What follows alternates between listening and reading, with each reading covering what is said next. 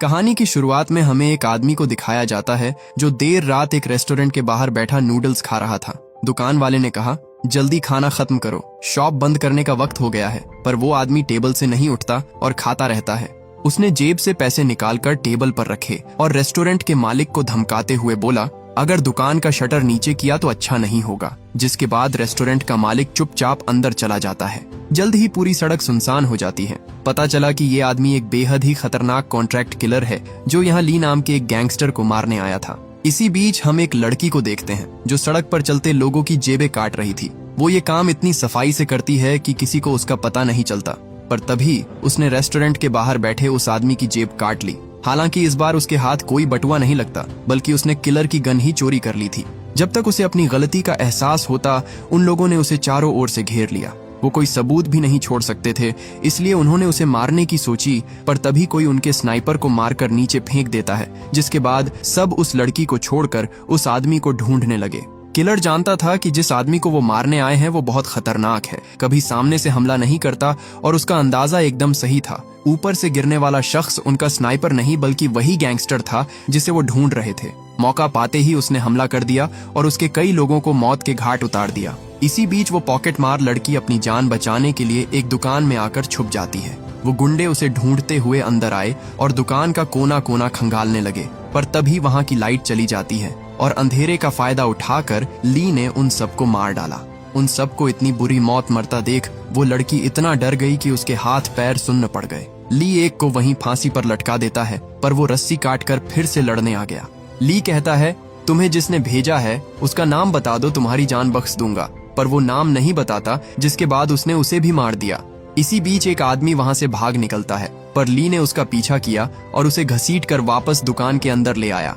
वो लड़की मौका पाकर वहां से भागने की कोशिश करती है, पर वो आदमी खून में लथपथ उसे गेट पर ही खड़ा मिला। उसे लगा कि वो उसे भी मार देगा, पर वो गैंगस्टर ऐसा नहीं करता और उसकी जान बख्श देता है। वो लड़की वहां से जा ही रही थी कि तभी एक आदमी ने उसे पकड़ लिया। इससे पहले वो उसे कोई नुकसान पहुंचाता, ली ने उसे गोली मार दी, पर इस कोशिश में वो भी बुरी तरह घायल हो जाता है। अब उसके बचने के आसार बहुत कम थे, क्योंकि उस गुंडे ने उस पर नेल गन से हमला किया था, जिस वजह से उसके दिमाग के अंदर एक कील फंस जाती है, जिसे निकालने पर उसकी जान भी जा सकती थी। वो लड़की चाहती तो वहां से भाग सकती थी, पर उसने ऐसा नहीं किया और उसकी मदद करने की सोची। इसी तरह कई साल बीत जाते हैं और इसके 3 साल बाद हम उस गैंगस्टर को दोबारा से देखते हैं जो अभी तक जिंदा था। उस रात हुए हमले की वजह से उसकी याददाश्त हमेशा के लिए चली गई, जिस वजह से उसे अपने अतीत से जुड़ी कोई बात याद नहीं थी। फिलहाल वो एक छोटी सी शॉप चलाता है और अपनी बेटी यूई के साथ रहता है। सब कुछ अच्छा चल रहा था, पर एक दिन कुछ गुंडे दुकानों में घुसकर तोड़ फोड़ करने लगते हैं। उन्हें एक पेपर पर सबके साइन चाहिए थे,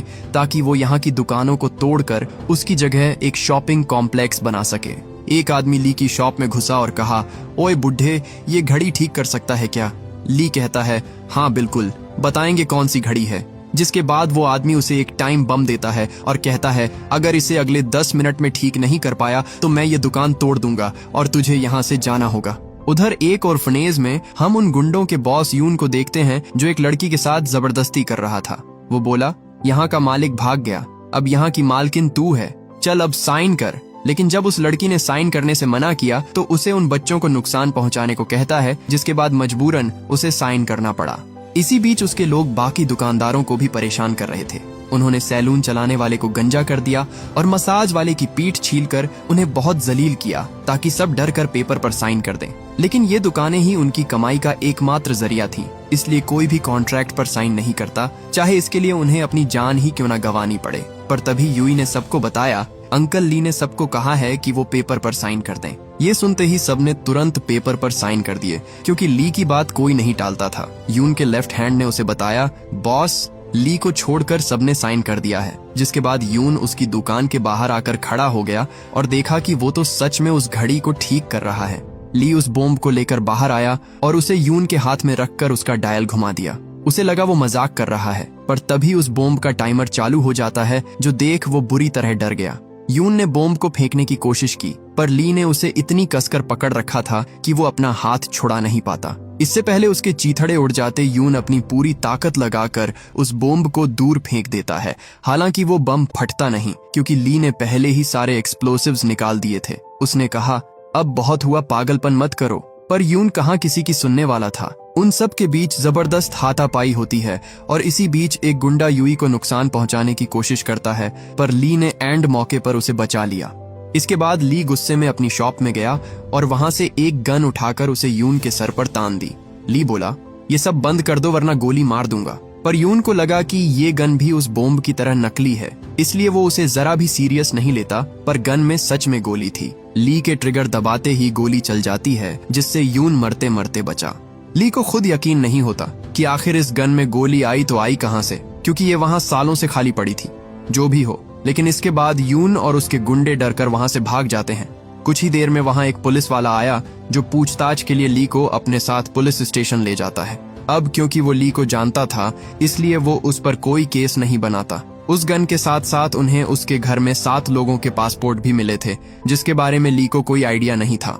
साइमन उसकी मदद करता है और कहता है, अगर कोई पूछे तो यही कहना कि तुमने उन गुंडों को डराने के लिए गोली चलाई थी। ली हैरान था कि आखिर वो आज उस पर इतना मेहरबान क्यों है, लेकिन फिर उसे पता चला कि असल में साइमन उस ऑर्फनेज वाली लड़की को पसंद करता था और उससे जानना था कि उसका कोई बॉयफ्रेंड है या नहीं। इसके बाद साइमन कुछ सवाल जवाब के लिए उस लड़की के पास जाता है। वो बिना दरवाजा खटखटाए उसके कमरे में घुस गया और देखा कि किम नहा रही थी, जिसके बाद वो तुरंत बाहर निकल जाता है। यूई, जिसने उसे देख लिया था, कहती है, इस डोनेशन बॉक्स में पैसे डालो वरना मैं सबको बता दूंगी कि आप किम को नहाते हुए देख रहे थे। साइमन बोला, ऐसा नहीं है, तुम गलत समझ रही हो। पर यूई बहुत चालाक थी, वो उसके सारे पैसे डोनेशन बॉक्स में डलवा लेती है।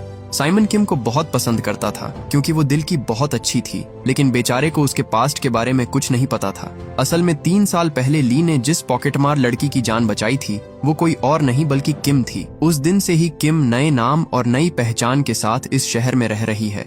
इसी बीच हम ली को देखते हैं जो अपने पुराने दोस्त होंग से मिलने जाता है। आज जो हुआ उसे लेकर वो बहुत परेशान था। उसने होंग से पूछा कि 3 साल पहले मेरी दुकान में कुछ हुआ था। मैंने काफी कोशिश की पर मुझे कुछ भी ठीक से याद नहीं आ रहा। होंग अगर उसे सब सच बता देता तो ली उसे पागल समझता और कभी उसकी बात पर यकीन नहीं करता। इसलिए उसने उसे वो रात याद दिलाने की कोशिश की जिस रात उस पर हमला हुआ था। होंग ने उसे नूडल्स का बाउल थमाया और उसके सर पर एक रेनकोट डालकर ऊपर से पानी गिराने लगा। ली को लगा वो पागल हो गया है, पर होंग कहता है, बस चुपचाप नूडल्स खाते रहो, तुम्हें सब याद आ जाएगा। ली ने वैसे ही किया और कुछ ही देर में उसे आईने में उस किलर का चेहरा दिखाई देने लगा जो उस रात उसे मारने आया था। इसी बीच होंग ने पीछे से गन निकाली और उसे शूट करने ही वाला था कि तभी ली उसे पकड़ लेता है। हालांकि ये सब बस उसका वहम था। होंग कहता है, देखा, तुम फंस गए ना मेरे जाल में, तुम गन चलाना अभी भी नहीं भूले। ली को लगा कि होंग बस मजाक कर रहा है, जिसके बाद वो उठकर वहां से चला गया। पर इतने सालों में ये पहली बार था कि उसे अपने अतीत की झलकियां दिखाई दी। उसके दिमाग ने सच और वहम के बीच की दीवार तोड़नी शुरू कर दी थी। वहीं साइमन किम से अकेले में कुछ सवाल जवाब करता है। वो कहता है, 3 साल पहले अंकल ली की शॉप में कुछ हथियारबंद लोगों ने चोरी की थी। चोरों के बारे में किसी के पास खबर नहीं है, लेकिन मैंने गवाहों के बयान पढ़े हैं। उस हादसे के कुछ दिन पहले ही किसी ने तुम्हें वहां देखा था। तो बताओ, तुम वहां क्या कर रही थी? किम तुरंत समझ जाती है कि अगर वो ऐसे ही छानबीन करता रहा तो बहुत जल्द उस तक पहुंच जाएगा। इससे अच्छा था कि उसे जो चाहिए वो उसे दे दे। वो बोली, ऑफिसर, मुझे पाने की कोशिश कर रहे हो या फंसाने की? किम उसके और करीब आई और कहा, मैं अंकल ली के लिए कुछ भी कर सकती हूँ, बस तुम उन्हें परेशान मत करो। पास आते आते वो उसके बहुत करीब आ जाती है, पर तभी साइमन बोला, ठीक है, मैं उनका नाम क्लियर करवा दूंगा। साइमन दिल का अच्छा आदमी था। वो कहता है, मैं नहीं चाहता कि अगर हम दोनों के बीच में सच में कुछ होता है तो उसकी वजह अंकल ली हो। वो चुपचाप वहां से चला गया, पर तब तक किम ने बड़ी चालाकी से उसकी जेब से अंकल ली के खिलाफ सारे सबूत निकाल लिए थे। उसने देखा कि सब पासपोर्ट एक से नहीं है। साइमन को कभी अंकल ली पर शक नहीं होगा, जिसके बाद उसने यूई को उसे ये पासपोर्ट्स वापस लौटाने को कहा। यूई अंकल ली के पास आती है और देखती है कि उन्हें बहुत चोट आई थी।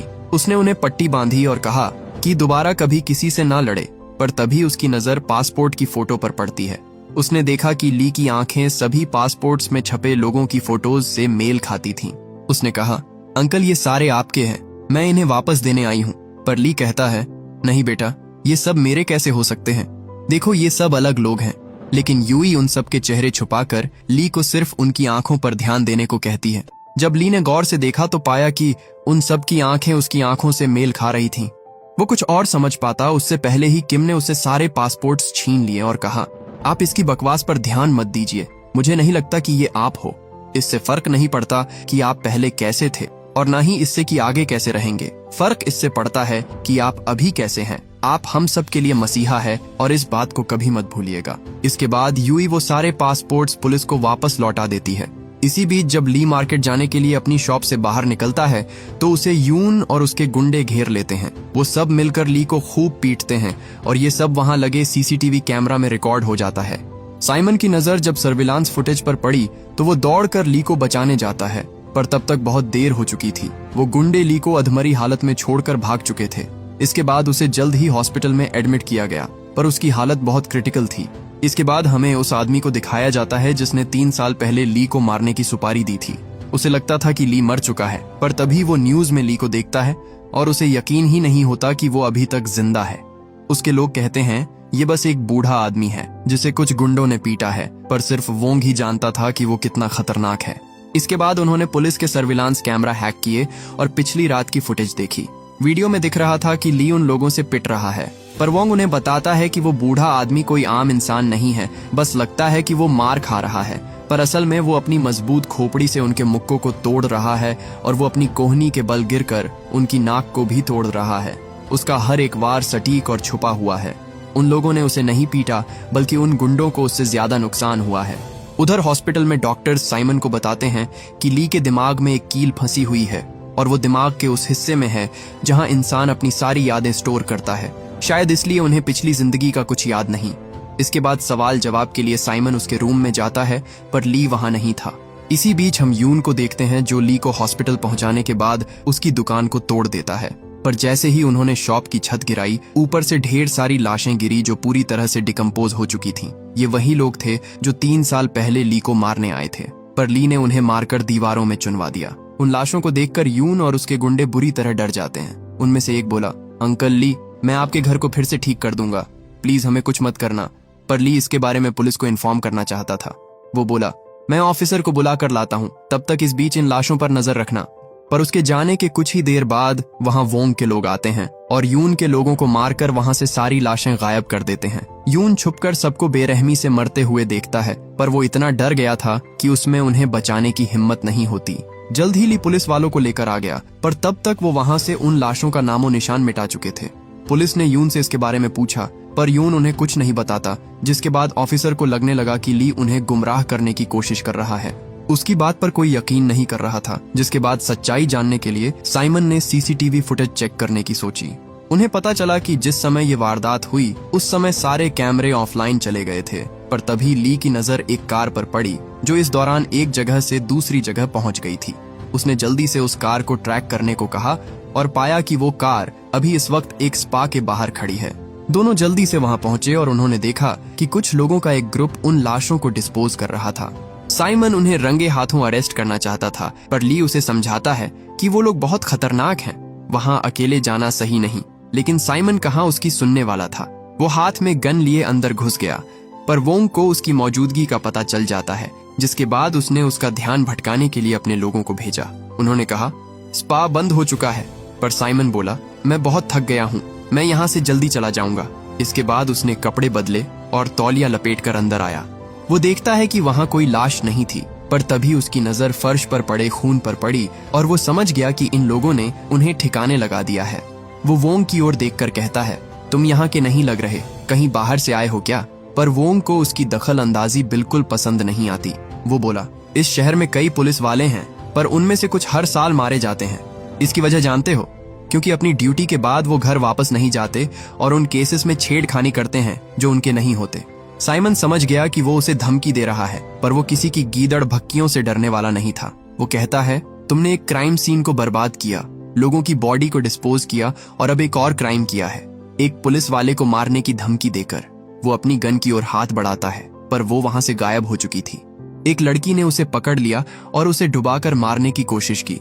इसी बीच साइमन देखता है कि उन्होंने सारी लाशें पानी के अंदर छुपाई थीं। इससे पहले वो उसे मार देते। वहां ली आ गया और कहा, उसे जाने दो, पर वोंग जो उसी के इंतजार में था उस पर गोलियों की बारिश कर देता है। ली किसी तरह उन गोलियों से बचते हुए उसके एक आदमी को पकड़ लेता है और उसे खूब मारता है। जल्द ही वहां पुलिस भी आ गई, पर पकड़े जाने से पहले वोंग वहां से भाग जाता है। पुलिस को लगा कि ली ने ही उसे मारने की कोशिश की है, जिसके बाद उन्होंने उसे अरेस्ट कर लिया। साइमन की जान तो बच गई, पर अब वो उन्हें कैसे समझाता कि ली ने ये सब नहीं किया। सीनियर अफसर कहता है, हमें जो भी सबूत मिले हैं वो सारे तुम्हारे खिलाफ है। तुम्हारी शॉप में जो लाशें मिली वो सब गंभीर रूप से घायल थे। ऑटोप्सी से पता चला कि उन सभी को एक ही गन से मारा गया था। अपने ऊपर इतने संगीन इल्जाम सुनकर ली बहुत घबरा जाता है। वो बोला, सर मैंने ये सारे मर्डर्स नहीं किए। पर अफसर कहता है, मेरे साथ गेम मत खेल समझा। मैंने पागलों का नाटक करने वाले कई क्रिमिनल्स देखे हैं। साइमन कहता है कि वो निर्दोष हैं, पर सीनियर अफसर ने उसे बताया कि ली इस केस का मेजर सस्पेक्ट है। हमने उसका फुल बॉडी चेकअप करवा लिया है। इसके सर के अंदर उस कील के अलावा इसकी बॉडी पर 21 और जख्मों के निशान हैं। 4 चाकू के जख्म, 13 गोलियों के जख्म, बम के 3 जख्म और 9 ऐसे जख्म जो इतने गंभीर है कि उनसे जान भी जा सकती है। साथ ही उसने उसे पिछले 20 सालों में हुए सारे मास मर्डर्स की फाइलें दिखाई और हर क्राइम सीन पर उन्हें एक ही पैटर्न मिला जो उन 7 लोगों के मर्डर्स से मेल खाता है। क्या तुम्हें अब भी लगता है कि वो बस एक आम बुढ़ा है? हमारे सामने जो आदमी है वो असल में एक सीरियल किलर भी हो सकता है जिसने प्रोफेशनल ट्रेनिंग ली है। ये सब जानने के बाद साइमन की बोलती बंद हो जाती है और अब वो भी ली को नहीं बचा सकता था। ली अपनी सेल में बैठा ही था कि तभी वोंग उससे दोबारा मिलने आता है। इस बार वो उसका वकील बनकर आया था। ली पूछता है, तुम कौन हो और मुझे मारने की कोशिश क्यों की? जिस पर वोंग बोला, सच में तुम्हें कुछ याद नहीं? मैं तुम्हें याद दिलाता हूँ कि तुमने क्या किया था। हमें पता चलता है कि 3 साल पहले वोंग ली का स्टूडेंट हुआ करता था और दोनों एक बहुत बड़े माफिया के लिए काम करते थे। पर एक दिन ली ने उन्हें धोखा दिया और अपने बॉस समेत उसके परिवार को मौत के घाट उतार दिया। ली को पता चला कि उसके हाथ मासूम बच्चों के खून से रंगे हैं और उसके पास एक पेन ड्राइव है जिसमें उसके सबूत थे। ली कहता है, मैं ऐसा नहीं कर सकता। पर वोंग बोला, यही सच है, तुम एक कातिल हो।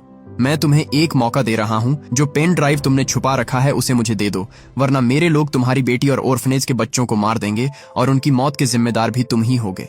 ली गुस्से में उस पर हमला करता है, पर तभी पुलिस ने उसे पकड़ लिया और उसे लॉकअप में डाल दिया। वहां से जाते वक्त वोंग की नजर यून पर पड़ी। वो जानता था कि उसने उन्हें देख लिया है, इसलिए उसे मारना जरूरी है। जिसके बाद उसने एक सिगरेट जलाई और उसे लाइटर के साथ पावर सप्लाई में रखकर वहां से चला गया। उधर ली अपने अतीत को याद करने की कोशिश कर रहा था, पर उसे कुछ याद नहीं आता। उसे समझ नहीं आता कि वो क्या करे।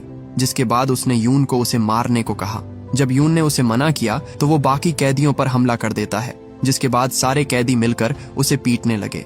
उनसे मार खाते वक्त ली के दिमाग में फंसी वो कील अपनी जगह से हिल जाती है, जिससे उसे सब याद आ गया। इससे पहले वो उसे पीट पीट कर मार डालते ऑफिसर्स ने उसे सेल से बाहर निकाल लिया। उसे तुरंत मेडिकल सपोर्ट की जरूरत थी, पर तभी वोंग की रखी सिगरेट से शॉर्ट सर्किट हुआ और वहां की लाइट चली गई। जिसके बाद ली, जो बेहोश होने का नाटक कर रहा था, अचानक से उठ खड़ा होता है और साइमन के सर पर बंदूक रखकर पुलिस स्टेशन के बाहर आता है। उसने कहा, अगर किसी ने चालाकी की तो मैं इसकी खोपड़ी उड़ा दूंगा।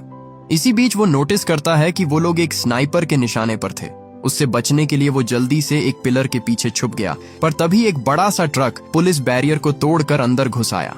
ली ने देखा कि ये तो होंग है, जिसके बाद वो जल्दी से वैन में बैठकर वहां से फरार हो गया। पुलिस उनका पीछा करती है, पर उनसे निपटने के लिए होंग के पास एक से बढ़कर एक हथियार थे। ली को पता चला कि 3 साल पहले होंग ने ही उन लाशों को ठिकाने लगाया था और तब से ही उसकी याददाश्त वापस लौटने का इंतजार कर रहा है। होंग ली को बताता है कि तुम्हारे ऑर्गेनाइजेशन छोड़ने के बाद वोंग ने हमारे पुराने मेंबर्स को मारना शुरू कर दिया। उसने अफवाह फैलाई कि बॉस के परिवार को ली ने मारा है और तुम्हें वांटेड घोषित कर दिया गया। हालांकि मुझे भरोसा था कि वो काम तुमने नहीं किया। मैंने वोंग को तुम्हारी मौत के बारे में झूठ बोलकर गुमराह किया ताकि तुम्हें बचा सकूं और सच्चाई सबके सामने आ जाए, पर तुम्हारी याददाश्त ही चली गई।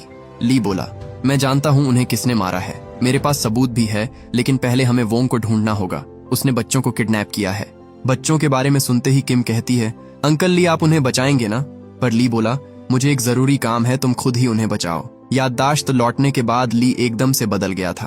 अब उसे किसी की जान की परवाह नहीं थी। वो साइमन के पैर के पीछे एक प्रेशर बम लगा देता है। साइमन बोला, अंकल ये बम नकली है ना, आप मेरी जान तो नहीं लोगे? पर ली कहता है, एक बार पैर हटा के तो देखो। इसके बाद वो उसे वहीं छोड़ के वोंग को ढूंढने निकल जाते हैं। जल्द ही वहां पुलिस पहुंच गई, पर साइमन उन्हें खुद से दूर रहने को कहता है। आखिर में उसने ली पर भरोसा किया और बम से पैर हटा लिया। बम तुरंत नहीं फटता और उसे लगा कि ली को अब भी उसकी परवाह है, पर तभी एक बहुत बड़ा धमाका हुआ और उस ट्रक के चीथड़े उड़ गए। उधर हम वोंग को देखते हैं जो ली का इंतजार कर रहा था। उसने देखा कि पुलिस ने ली को चारों ओर से घेर लिया है। वो किसी हाल में उस पेन ड्राइव को पुलिस के हाथ नहीं लगने दे सकते थे, इसलिए वो खुद उसे लेने जाता है। इसी बीच वोंग, जिसे सब याद आ गया था, जल्दी से उस पेन ड्राइव को बाहर निकालता है और वहां से जा ही रहा था कि तभी वोंग ने उस पर हमला कर दिया। उससे बचने की कोशिश में पेन ड्राइव नीचे गिर जाती है, जिसे वोंग ने तुरंत उठा लिया। उसे जो चाहिए था उसे वो मिल गया था, जिसके बाद उसका एक हैकर उन पुलिस वालों पर ढेर सारे ड्रोन्स छोड़ देता है जिसमें एक्सप्लोसिव्स लगे हुए थे। उनके फटते ही कई पुलिस वाले बुरी तरह घायल हो जाते हैं, पर तभी ली ने उन सब की मदद की और उन्हें सुरक्षित जगह ले आया। अफसर बैकअप बुलाने की कोशिश करता है, पर उन लोगों ने सारे सिग्नल्स जाम कर दिए थे। एक तरफ कुआं था तो दूसरी तरफ खाई, लेकिन ली के पास इस प्रॉब्लम का भी सॉल्यूशन था। वो सब एक साथ बाहर निकलते हैं। ड्रोन्स ने उन पर हमला करना चाहा, पर तभी उन्होंने एक डिस्को बॉल घुमा दी, जिसकी चमक से ड्रोन्स कंफ्यूज होकर क्रैश कर जाते हैं। वहीं दूसरी ओर जब किम ऑर्फनेज पहुंची तो उसने वहां वोंग के गुंडों को बैठा हुआ पाया। किम बड़ी चालाकी से उनके ग्रेनेड्स चोरी कर लेती है। वो लोग उसे मारने ही वाले थे कि तभी वहां यून आ जाता है और किम से मदद मांगने लगा, क्योंकि वोंग के गुंडे उसके पीछे पड़े थे। पर उसे क्या पता था कि वो लोग पीछे ही बैठे हैं। किम ने उन पर ग्रेनेड फेंके और वहां से भागने की कोशिश की, पर वो लोग उसे घेर लेते हैं। इससे पहले वो उसे मारते वहां ले आ जाता है। वोंग के सबसे ताकतवर आदमी और उसके बीच जबरदस्त फाइट होती है, पर वोंग उसे भी मार गिराता है। इसी बीच एक लड़की उन पर अंधाधुंध फायरिंग कर देती है, जिससे वो बाल बाल बचे। इससे पहले वो किसी को नुकसान पहुंचाती ली ने उसे उसकी बाइक समेत कुचल दिया। उधर जब वोंग ने पेन ड्राइव को ओपन किया तो उसे पता चला कि उसे बेवकूफ बनाया गया है, जिसके बाद वो अपने हैकर को उनका सबसे डेंजरस वेपन निकालने को कहता है। पुलिस ने सभी बच्चों को रेस्क्यू कर लिया, पर जब वो उन्हें लेकर जा रहे थे तभी उस हैकर का ऑटोमेटिक वेपन उनके मोशन को डिटेक्ट करके उन पर फायरिंग शुरू कर देता है। उसका निशाना इतना सटीक था कि बस कुछ ही सेकंड्स में सारे पुलिस वाले मारे जाते हैं। होंग जानता था कि इसे कहीं और से कंट्रोल किया जा रहा है। उस हैकर को लगा कि वो लोग उसे कभी नहीं ढूंढ पाएंगे, पर होंग ने उसे बड़ी आसानी से ढूंढ निकाला। वो उसे मशीन बंद करने को कहता है, पर हैकर ने उस पर हमला कर दिया। दोनों के बीच फाइट होती है, पर बूढ़ा होने के बावजूद होंग उसे कड़ी टक्कर देता है। हैकर उसे मारने ही वाला था कि तभी किम ने उसे एक जोर का झटका दिया, जिससे वो चक्कर खाकर नीचे गिर पड़ा। इसी बीच साइमन उसके लैपटॉप को पानी में फेंक देता है, जिससे वो मशीन खराब हो गई। होंग ने कहा, ग्लव्स की वोल्टेज बढ़ाओ, पर उससे पहले ही हैकर ने उसे पकड़ लिया। वो किम को गोली मारने ही वाला था कि तभी साइमन बीच में कूद पड़ा और उसे गोली लग गई। साइमन मर रहा था। वो बोला, मुझे मौत का डर नहीं है, बस इस बात का डर है कि मैं कहीं प्रमोशन से पहले ही न मर जाऊं। पर अब जब गोली लगी है तो बस तुम्हारे बारे में सोच रहा हूँ। वो कहती है, अगर मुझे पाना है तो मरना मत, और उसे एक जोर का झटका देती है, जिससे साइमन फिर से जिंदा हो गया। उधर वो हैकर उन्हें वहीं मरते रहने के लिए छोड़कर उस मशीन गन के पास आता है। वो सबको गोलियों से भूनने ही वाला था कि तभी ली ने उसे एक जोर की टक्कर मारकर उसका भी काम तमाम कर दिया। अपने दिमाग में लगी चोट की वजह से वो बेहोश हो जाता है, और जब उसे होश आया तो उसने अपने सामने वोंग को देखा। ली को सब याद आ गया था। हमें बताया जाता है कि 3 साल पहले वोंग ने कंपनी के साथ गद्दारी की थी और दुश्मन को उनके सीक्रेट बेच दिए थे। जब बॉस को इसके बारे में पता चला तो उसने उन्हें भी मारने की कोशिश की, लेकिन ली उसे रोक लेता है। बॉस वोंग को मार देना चाहते थे, लेकिन ली ने ही उनसे उसकी जान बख्शने की विनती की, जिसके बाद बॉस ने उसे जाने दिया। ली जब अपने घर वापस जा रहा था तभी उसे याद आया कि वो कुछ भूल गया है, और जब वो उसे लेने वापस आया तो उसने देखा कि वोंग ने बॉस के पूरे परिवार को मार दिया था। ली गुस्से में वोंग पर हमला करता है, पर वोंग ने उसके हाथ में चाकू घुसा दिया। उसे वो पेन ड्राइव चाहिए था, नहीं तो वो यूई को मार देता, जिसके बाद ली उसे वो पेन ड्राइव दे देता है। वोंग ने जैसे ही गन उठाने के लिए हाथ आगे बढ़ाया, ली तुरंत उसे हथकड़ी पहना देता है। अब दोनों में से कोई वहां से नहीं भाग सकता था। वोंग ने देखा कि उसकी घड़ी में एक ट्रैकर है और एक ड्रोन मिसाइल सीधा उन्हीं की ओर आ रही है। उसे लगा ये एक चाल है, पर ली उसे बताता है कि मेरे सर में इंटरनल ब्लीडिंग हो रही है, मैं वैसे भी मरने वाला हूँ। उस दिन तो मैंने तुम्हें जाने दिया था, पर इस बार तुम्हें मार कर ही रहूंगा। उसने साइमन को यूई को वहां से ले जाने को कहा और उन खूबसूरत लम्हों को याद करने लगा जो उसके साथ बिताए थे। जल्दी ही वो बेहोश हो जाता है, जिसके बाद वोंग ने तुरंत उस हथकड़ी को काट दिया। वो उसे गोली मारना चाहता था, पर मरे हुए को मारने का क्या फायदा, ये सोचकर वो पेन ड्राइव लेकर वहां से चला गया। इस बार उसके हाथ में सही वाली पेन ड्राइव लगी थी, पर तभी उसने उसमें एक रेड लाइट जलती हुई देखी। वो समझ गया कि इसमें एक ट्रैकर लगा हुआ है। वो ड्रोन मिसाइल जो ली की ओर जा रही थी अचानक से उसकी ओर मुड़ जाती है। इससे पहले वोंग कुछ समझ पाता, वो सीधा जाकर उसकी कार से टकराई और एक जोरदार धमाके के साथ उसका काम तमाम कर दिया। असली पेन ड्राइव तो ली के पास थी, जिसे वो होंग को सौंप देता है। उस दिन के बाद किसी ने ली को नहीं देखा। किसी ने कहा कि उन्हें जिंदगी भर के लिए जेल में डाल दिया गया, तो कुछ कहते हैं कि वो हॉस्पिटल में ही मर गए। उनका अंत जो भी हो, पर इस बस्ती का हर एक इंसान अंकल ली की कहानी जानता है। आखिर में हमें दिखाया जाता है कि यून अपने अंदर सुधार कर अच्छाई के रास्ते पर आ जाता है और साइमन को उसका प्रमोशन मिल गया। और इसी के साथ ये मूवी यहीं खत्म हो जाती है। उम्मीद करता हूँ कि ये कहानी आपको पसंद आई होगी।